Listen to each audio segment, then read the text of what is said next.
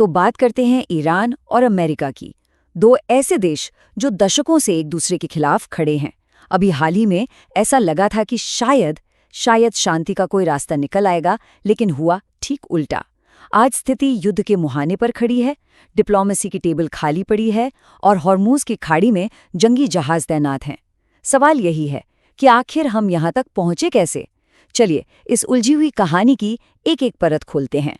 तारीख थी 17 अप्रैल। अचानक दुनिया में एक ऐसी खबर आई जिस पर यकीन करना ही मुश्किल था।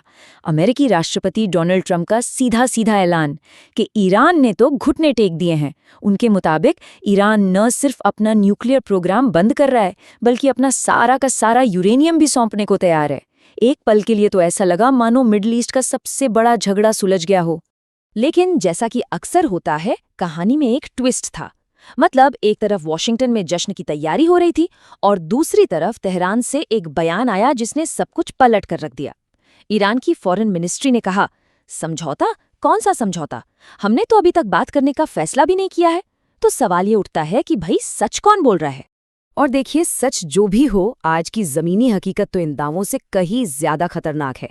बातचीत के सारे दरवाजे बंद हो चुके हैं और हॉर्मज़ स्ट्रेट, ये वो समुद्री रास्ता है जहां से दुनिया का करीब 1/4 तेल गुजरता है। ठीक वहीं पर अमेरिकी नौसेना ने नाकाबंदी कर दी है, यानी ईरान का पूरा व्यापार, पूरी इकोनॉमी एक तरह से ठप पड़ गई है। तो हमारे पास है दो पक्ष और दो बिल्कुल अलग अलग कहानियां। एक कह रहा है हम जीत गए, दूसरा कह रहा है कोई समझौता हुआ ही नहीं। चलिए जरा देखते हैं कि इन दोनों के दावों में आखिर चल क्या रहा है। तो देखिए, एक तरफ अमेरिकी दावा है कि एक पूरा समझौता हो चुका है, ईरान यूरेनियम बनाना बंद कर देगा, अपना स्टॉक भी दे देगा। और दूसरी तरफ ईरान क्या कह रहा है कि बातचीत का तो कोई फैसला ही नहीं हुआ। उल्टा अमेरिका ने सीज़फायर तोड़ा है और उसे अब एक ताकतवर जवाब मिलेगा।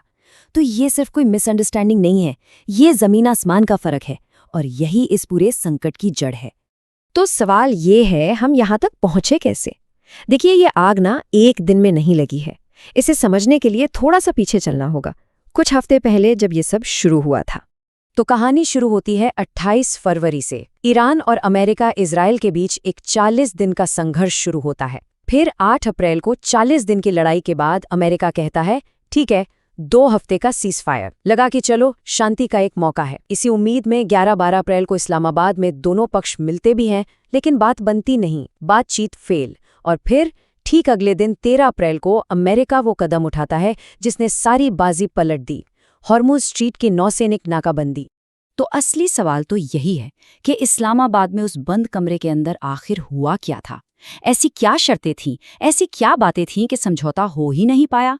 चलिए अब इन पब्लिक बयानों से आगे बढ़कर देखते हैं कि असल में पेंच कहाँ फंसा था।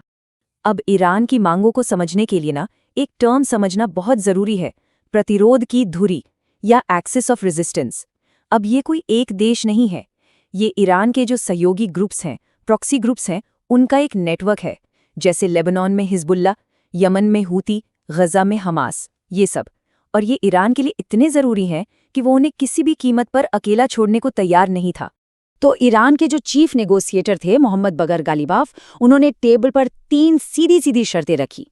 पहली, अमेरिका हॉर्मुज़ स्ट्रेट से अपनी नेवी की नाकाबंदी तुरंत हटाए, ये उनकी इकोनॉमी का गला घोट रही थी। दूसरी, और ये सबसे अहम थी, कि सीज़फायर सिर्फ ईरान के लिए नहीं होगा, ये प्रतिरोध की धुरी के सभी ग्रुप्स के लिए भी होगा। और तीसरी शर्त, हॉर्मुज़ स्ट्रेट पर ईरान का कंट्रोल बना रहेगा, ये उनकी सबसे बड़ी स्ट्रेटेजिक पावर है। अब आते हैं अमेरिका की मांगों पर, जो बिल्कुल अलग थी। उनका पूरा फोकस ईरान के न्यूक्लियर प्रोग्राम पर था। उनकी भी 2 मांगें थीं। पहली, ईरान यूरेनियम एनरिचमेंट का काम पूरी तरह से बंद कर दे, और दूसरी, जितना भी एनरिच्ड यूरेनियम अब तक बना लिया है उसे देश से बाहर भेज दे। और बस इन्हीं 2 बिल्कुल अलग अलग मांगों के बीच आके बातचीत पूरी तरह से टूट गई। अब यहाँ कहानी में एक बहुत ही इंटरेस्टिंग मोड़ आता है। देखिए, दुनिया को भले ही लग रहा हो कि ईरान हार के कगार पर है, लेकिन ईरान खुद को विजेता मान रहा है। अब ये कैसे हो सकता है? इसे समझने के लिए हमें उनकी वॉर स्ट्रैटेजी को समझना होगा, जिसे वो खुद कहते हैं आड़ा टेढ़ा युद्ध या एसिमेट्रिक वॉर। गालिबाफ ने खुद कहा, हमने एक आड़ा टेढ़ा युद्ध लड़ा। इसका मतलब क्या है? मतलब ये कि जब आपको पता है कि सामने वाला आपसे ज्यादा ताकतवर है, तो आप उससे सीधी टक्कर नहीं लेते।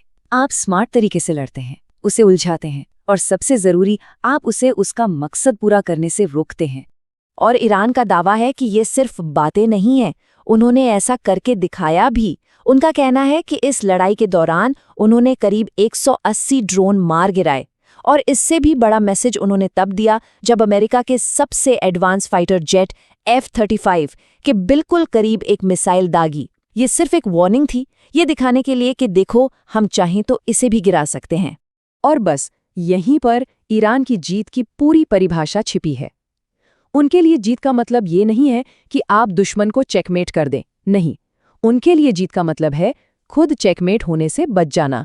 मतलब अगर आपका दुश्मन आपको झुकाने या हराने के मकसद से आया था और वो कामयाब नहीं हो पाया, तो इसका मतलब है कि आप जीत गए, भले ही आपने उसे कोई बहुत बड़ा नुकसान न पहुंचाया हो। तो ईरान के हिसाब से अमेरिका और इजराइल के 3 मेन टारगेट क्या थे? पहला, ईरान से सरेंडर करवाना। दूसरा, तेहरान में सरकार बदलना। और तीसरा, ईरान की मिसाइल ताकत को खत्म करना।